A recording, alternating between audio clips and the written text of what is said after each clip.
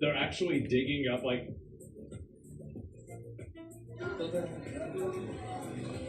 Well, yeah, bro, like, it's like Valheim, right? They're preparing for the 1.0 Valheim thing.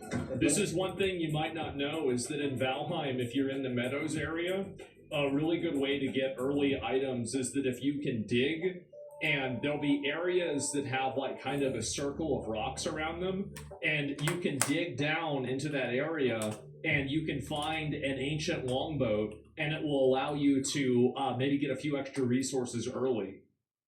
So like they might just be, guys, I think they're actually just preparing for the Valheim release next week. So it makes sense. Persons whose entire bio and identity politics. Oh, I think I saw this one, didn't I? Let me see this here. Like Blocus, sure. Do you think Trump admin's waiting until after the midterms before removing all these socialists and terrorists supporting influencers? No, I don't think that. I don't think Trump's going to do anything about it. I think Trump is obsessed with the public approval and with media approval, and I don't think that he's going to do that. I think that you are probably going to need, in order to truly have the correction, let's just call it that, the correction, you're going to need like 3 presidents. You're going to need Trump broke the ice, and he normalized even saying these things. I couldn't even say what I'm saying now 10 years ago. Okay? Either Marco Rubio, J.D. Vance, or somebody else will then normalize it. Okay? This is what's going to happen. And then you can have a candidate after that person who will do it. This is a long-term plan. Then you get your Vlad the Impaler. Then it's done. So 12 years? Yeah, Brandon Gill, maybe, I don't know. I think it'll be somebody you don't even know their name. It'll be too late by then? No. You assume that... You assume this will be done by traditional means. Trump will be the last president. It's been written. Oh, is that right? Number one, waiting for bad. Yeah, of course. It'll not be. Yeah, what is this, here, bro? Ain't shit gonna happen. I think that very clearly this cannot continue. Like, we are living in a period of time that is unsustainable. It's unsustainable, and I'm gonna monologue for like a few minutes here, okay? We are living in one of the most unsustainable points of time in all of history. Right now, we have one of the highest rates of, in my opinion, illiteracy, miseducation, and stupidity in many Western countries, primarily America. So this can't continue. You can't have a country that's run by people that are illiterate retards. You can't have this happen. Like, it's gonna go, like Somalia is like that, right? Every country that's run by people like that is a shithole. So what's going to happen is that, again, and also as you have demographic replacement, that demographic replacement will manifest in legal and, functional ways, right? Where it's like now you have certain laws and certain rules that are being created in order to enable and facilitate and improve the lives of these different new ethnic populations. This will, at a certain point, there will be a tug of war.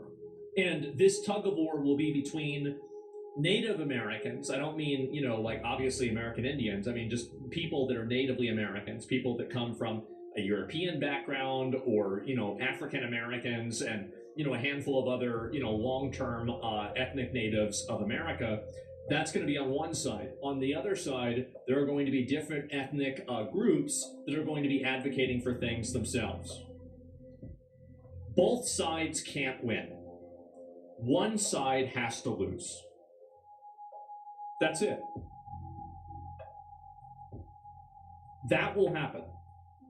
It is going towards that direction every single day. You see what I'm saying?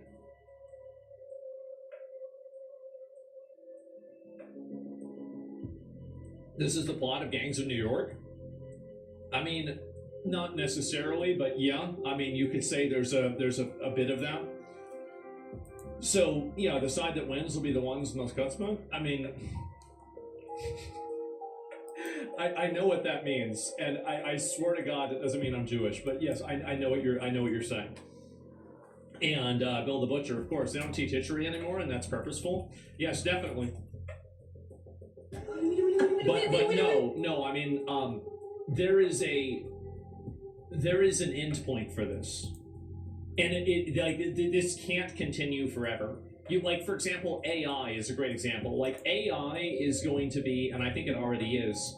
It has been as much of a game changer for the way that products are made and people live their lives.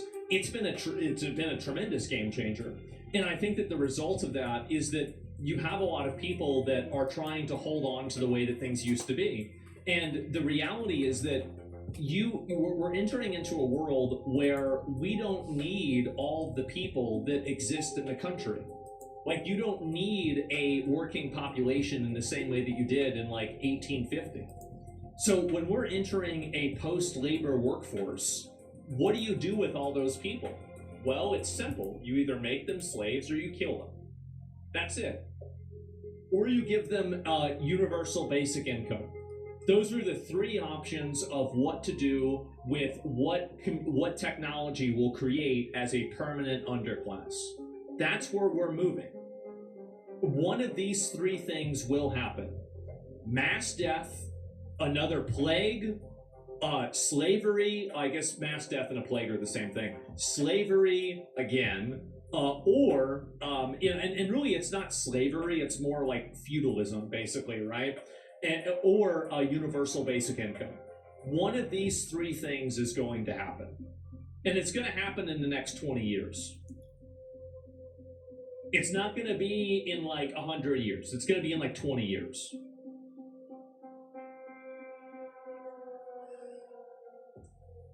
Yeah, at least one of these things? Yeah, at least one of these things. Why does it have to be permanent?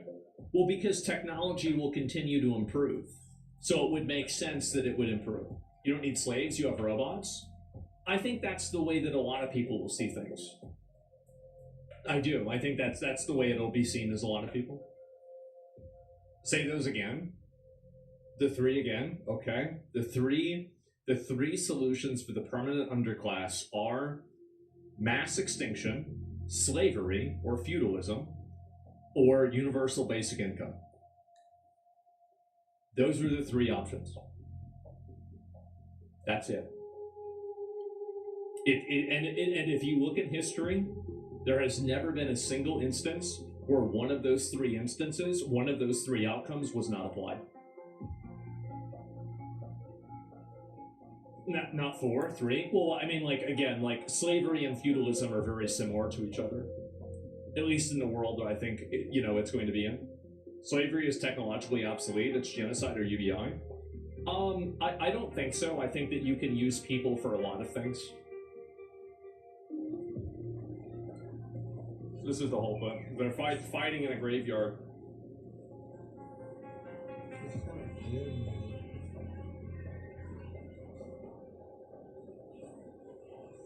A sex robot apocalypse? I think the sex robots will make things a lot different. Look.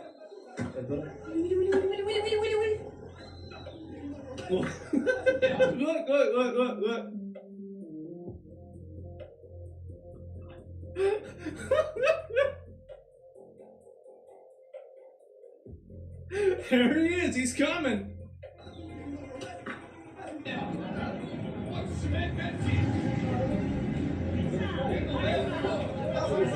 It's not a graveyard, that's a cemetery.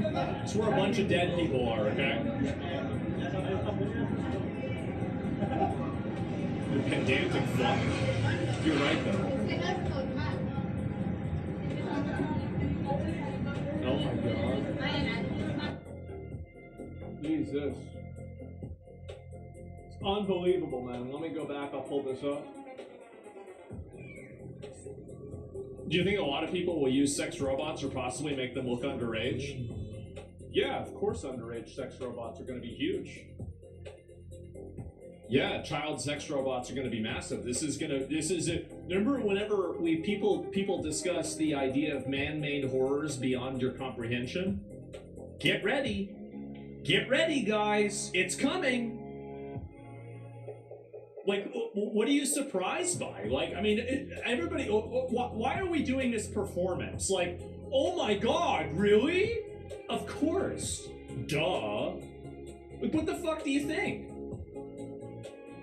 Yeah, I mean, people are just so like, oh my god. Just annoys the fuck out of me. There's another one.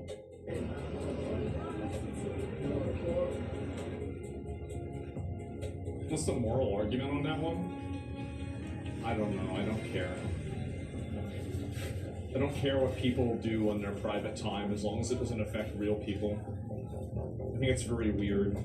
You know, last time I talked about lollies, a lot of people on the internet got really mad at me. They got very upset. They're furious. New York Times just ran an article saying MAGA influencers are bleeding viewership on YouTube. Is that right? Weekly YouTube views by creator. Is this Benny Johnson? Charlie Kirk's viewership went down. So if you look at Charlie Kirk's viewership, take a look at this. This is really interesting.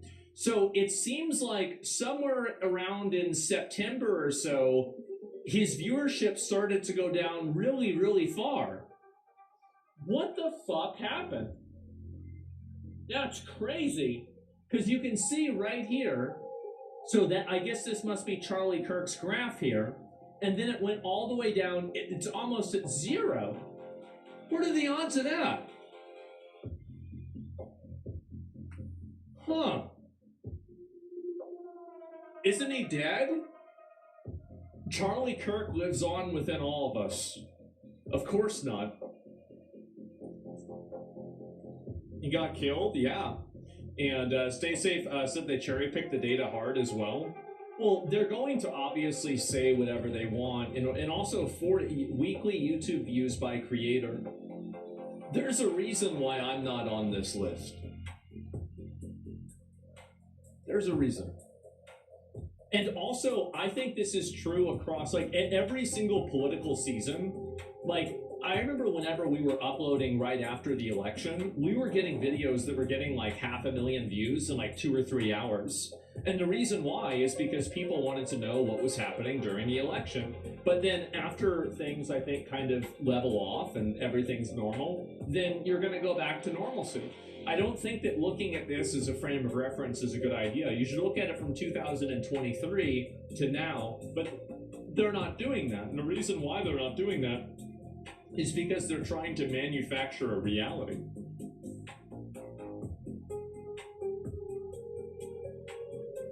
It's off-season for politics? Yes, exactly. And I think that's the way it is. Got after in Johnny Depp trials? Well, I'll go back and forth, right? Did you ever interact with Charlie Kirk? He followed me on Twitter. I didn't even know that. But yeah, I never really did. Never talked to the guy or anything like that. I mean, he, you know, like, I never really had much of an opinion on him.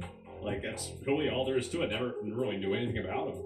And really in a serious way. Let me scroll down and find it here. Is this worth looking at?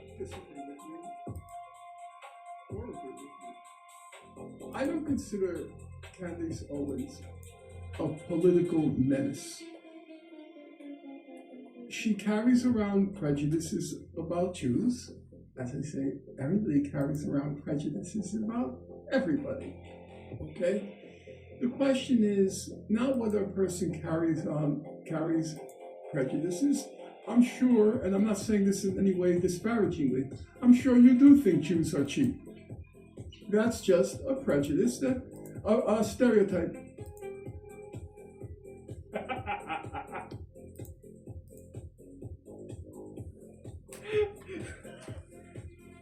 People carry. Does it have any political consequence? In my opinion, no. It's a prejudice that people carry with them. I won't say for better or for worse, obviously, but only God knows how many prejudices I carry around with me. Do I have to take seriously what you say? You're free to say it, but I'm not going to attach any significance to it. You know, Tucker Carlson, among others. As I said, I think 70% of what Tucker Carlson says is true. But when he starts going off and saying that Israel is trying to destroy the United States because it wants to make enter into a partnership with India, I just raised my eyebrows. Where did that come from? The Jewish state. Yeah, I think that I've said I believe there's a problem there. Yeah. I'm not going to say that Tucker Carlson is an anti-Semite. I'm not going to go there. I didn't say it with Candace Owens either. You don't think Candace Owens is an anti-Semite? I mean, I don't know about that. What I will say is, I believe there is a problem there. And what they're saying, and this attempt now to blame Israel for everything.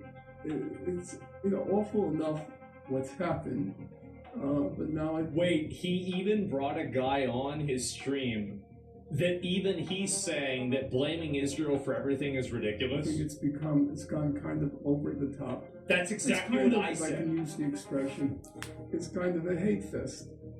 And I've noticed that people are very critical of what I've said about Tucker Carlson, because I'm kind of losing the fun. The fun now is everybody thinks they're so brave and courageous attacking Israel. Well, actually, I think it's perfectly obvious that it takes exactly zero courage right now to attack Israel. I think it takes a certain amount of courage to defend it. It does. It has shifted quite dramatically, yes, the pendulum is swung in the other direction. And it's not that I'm in principle against hate fest. There are a lot of people who are deserving of the hate that's directed against them. But one has to, I think, always pause to be as analytically and factually rigorous as possible, because we don't want to create, we don't want to create distractions and scapegoats. Wait a minute. Actually, you know what? This guy really, like, everything that he said, I agreed with. I don't know about the 70% Tucker Carlson thing. I'd have to really kind of think in my head. But, like, other than that, I agree with them. Also, this one. What is this? Can I find it? Is there another one of this? I don't know. Let me go back and pull it up, and then we'll look at some of the other stuff about this. If Kaya was in the apartment above his, she would not be stomping around. She's a little lady. She's tiny. Let me go back. I'm gonna pull this up. She's a little lady. She's tiny. She thinks she's tiny. Well, I'm glad she's not in the apartment above mine, in my building. Yeah, she'd be stomping around. Well, no, she wouldn't. It would be me or her.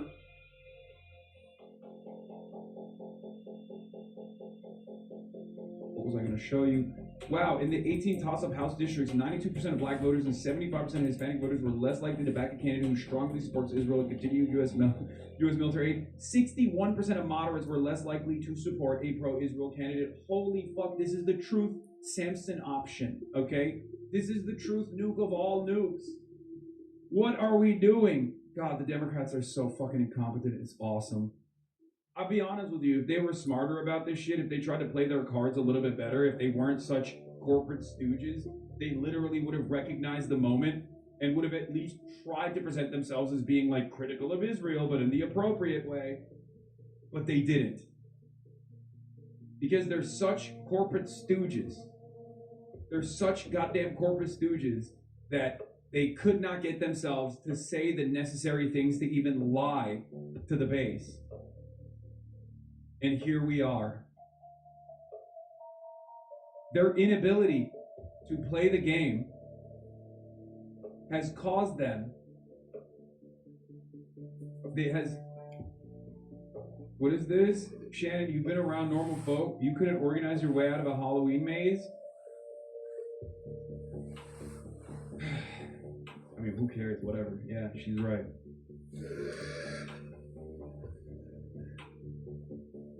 Fine. Organizing for Shannon literally means getting paid 20 grand a pop to go speak at events. Fundraised by pro-Israel donors. Okay, that's what organizing means to her.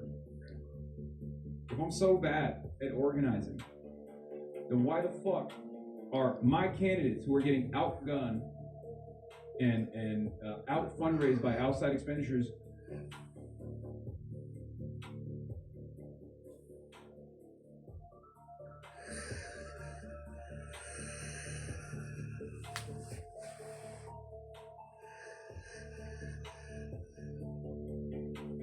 A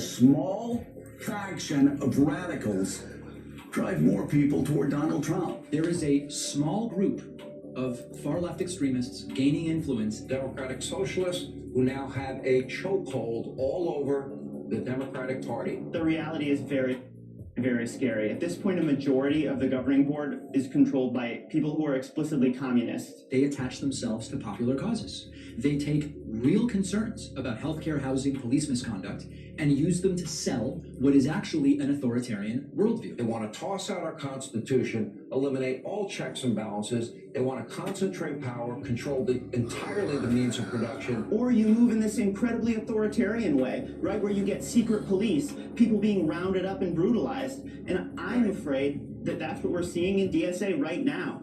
These are people who even 10 or 15 years ago that would have been relegated to the outer extreme fringes of the Democrat Party. Over a 10-year period, we saw the organization just become more and more extreme. 10 years ago, when I would interview DSA people, socialists, etc., they would say to me very soberly,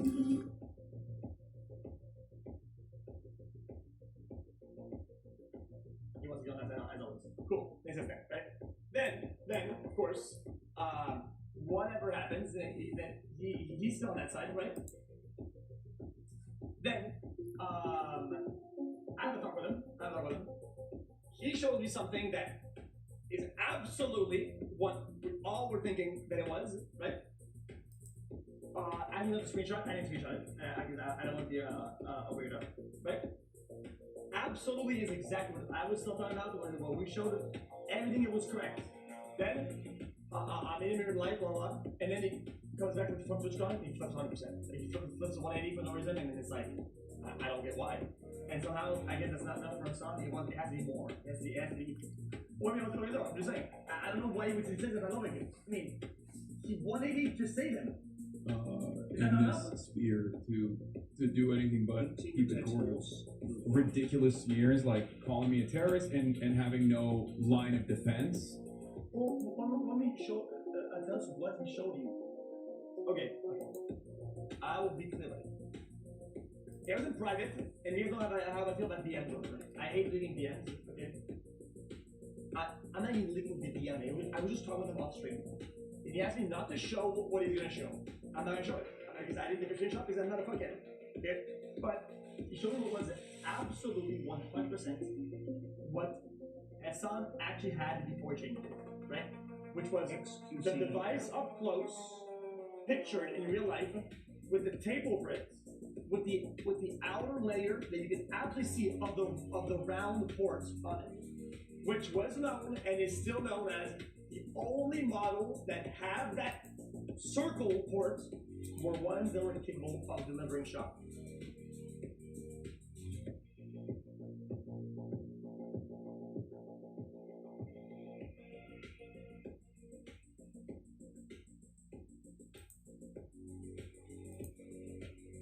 On it with table grips, right? Not the prong one. In between both sides of the prongs, there was like a charging port or whatever the fuck it was. That port only is applied on the ones that can shock, and it did have it. It was just marked with table grips. Look, right up. And he showed me. And I said, okay, look, this is that, and look on the internet. And I showed it to him. He's like, oh, okay. And then he played. Yes. You want to see these nuts? Got it. But that's not this one. Young Philly has been found not guilty on 3 R-word charges, but the jury was unable to reach a verdict on the remaining 3. She was found guilty on 2 of assault. Wait, I'm confused.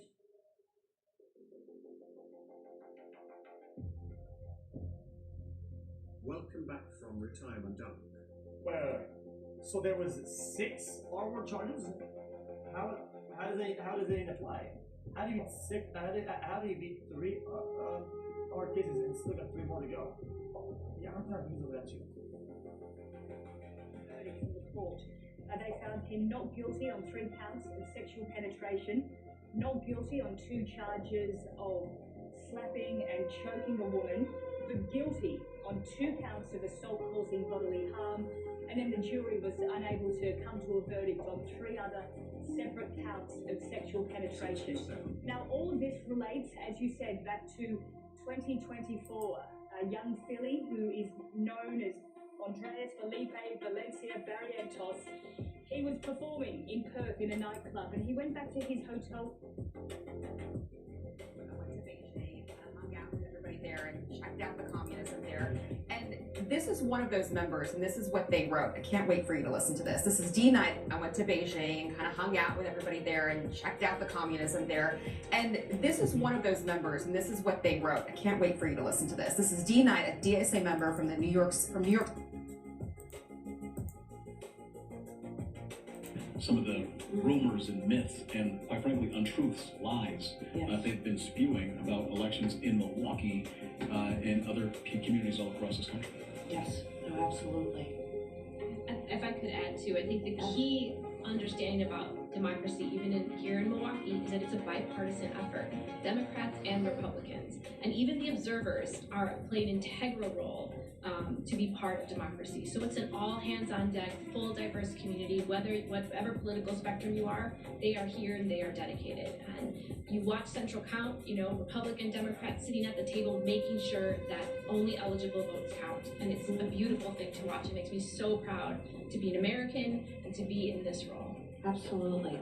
As I was saying, these elections are heavily scrutinized. They have to be transparent, and that is why Wisconsinites can have confidence that their elections are well run, efficient, and fair and transparent. So thank you for your work. Thank you for your work in advocacy. And Aisling, am I just taking questions, or do you want me to?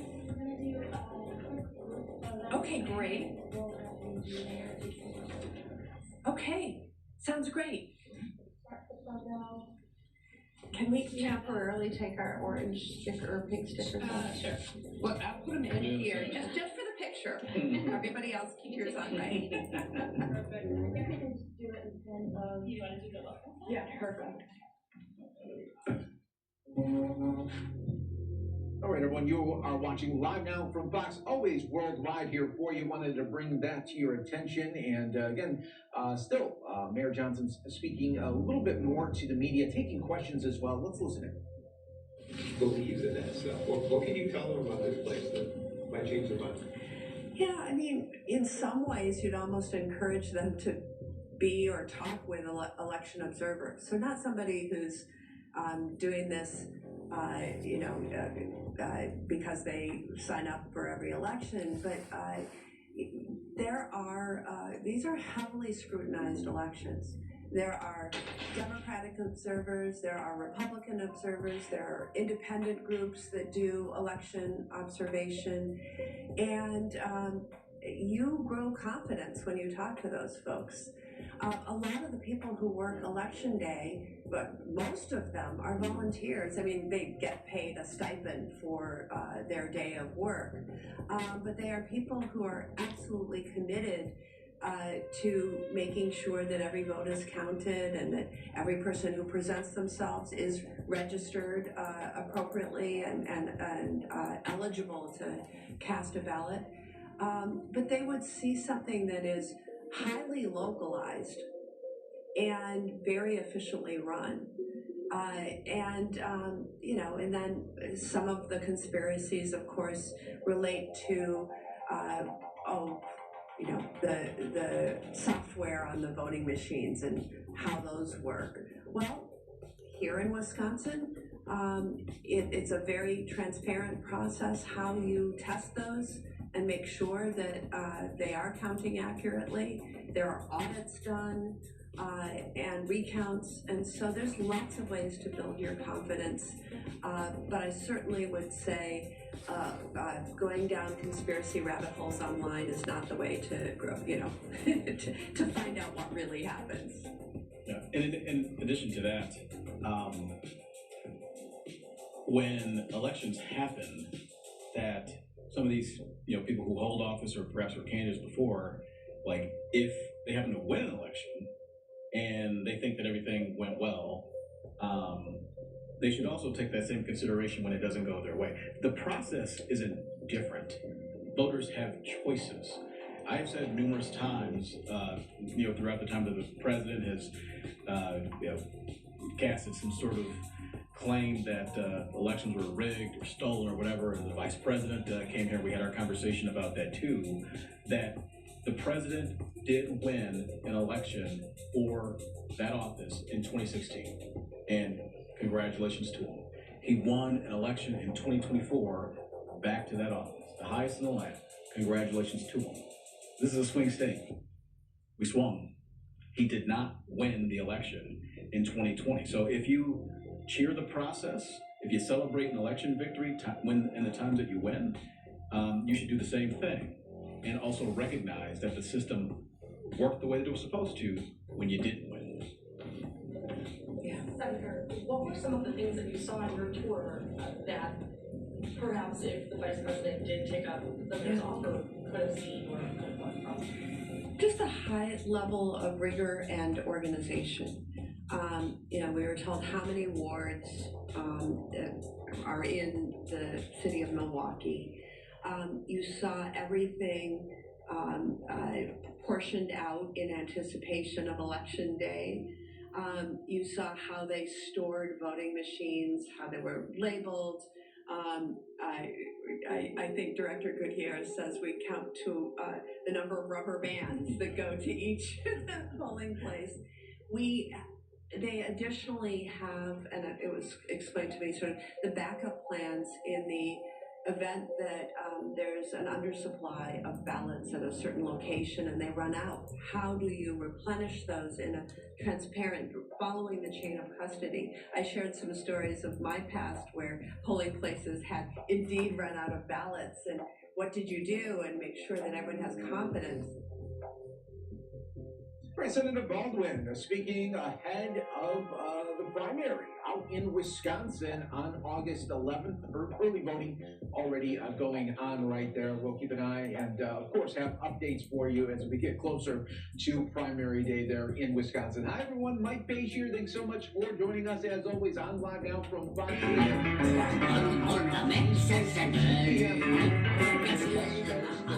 Be with you for the next 3 hours as we roll on bringing you top stories, headlines, all in the mix here. What the headlines we want to talk about? Let's go out to Red City, Las Vegas, because as so many people know, there is just so many. I mean, Vegas right now is a sports town. 15, 20 years ago, not the case, but everything is changing. I mean, you have football there. Soon, you are going to have baseball there. Already have the very, very successful Las Vegas Knights for hockey.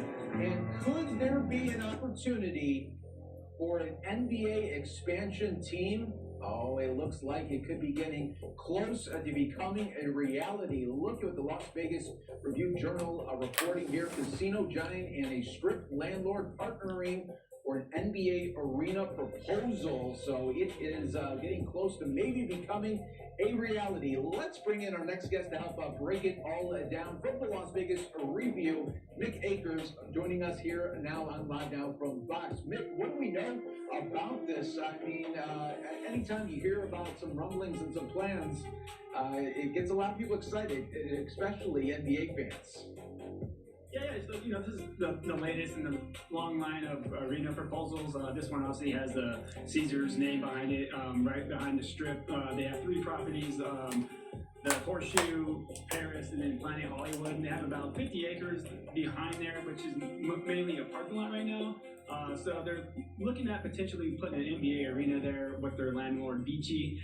That's located right across the street from Grand Prix Plaza, where the Formula One Las Vegas Grand Prix has the start and finish line. They have all the hospitality and all that there, so it's a pretty busy corner, every November when that race is here. They also use some of that land to build some of the hospitality and grandstands. So, if this one does move forward, it's going to be interesting to see how that all kind of works out with the race as well. But, this site's been looked at a few times over the years, even dating back to early 2000s when the Expos were maybe going to relocate, and they looked at that site as well. So, this is the latest, probably about 10 of them now, up and down the strip and even south of the strip and into downtown, where people are saying, hey, we want NBA, you guys can build an arena here. Yeah, Mick, talk about, the location there, it is key. You're talking about one of the most traveled areas when it comes to being on the strip. We talk a lot about Allegiant Stadium and how big of a stadium that is, but if you think about it, it's not the easiest to get to for fans. Well, yeah, Legion has the bridge from Hacienda that basically leads you from the strip between the Luxor and Mandalay Bay, and upwards of 20,000 plus people walk that to go to events at the stadium each time. The dispersed parking plan there kind of helps a little bit as far as leaving, exit and then entering the stadium. So it's not like the long lines you're waiting to see when you have tens of thousands of people parking in the same area. Actually kind of works out, once they got the initial hiccups down there, it kind of worked itself out there. This one's going to be right off the strip as well, obviously behind three of those main properties I talked about, which also are across the strip from Bellagio, the Cosmo. You got all kinds of, the main, casinos there. So this one will also be walkable from the strip, which is always a big plus, with, upwards of 85% of people going to some of these games and these events at these arenas and stadiums here in Vegas being from out of town. So it's becoming a major driver of tourism out here as well. So, all of these, there's about 4 or 5 groups looking to bring an NBA team here, and they're going to have to partner with one of these, site holders. So all of them are looking to be on the strip. So there's a few of them on the strip that people are kind of looking at now. So being on the strip, the South Strip, whatever, is going to be a pretty big factor where this ends up. If NBA chooses to move forward with the expansion this year. Yeah, no doubt about that. Look how far this has all come. If you look back at 20 years, professional teams always thought, oh, Vegas, we can't go there. There's gambling there. We can't be a part of that. And now look at every commercial that is played for a game that you are watching. There is now, a sports betting tie-in. And now Vegas is really the capital of sports almost. Yeah, once some of that stuff that allowed sports betting elsewhere outside of Nevada and other a couple other states, and once it went nationwide, it happened pretty quickly as far as drawing the teams. We saw the Knights, initially Raiders were interested right.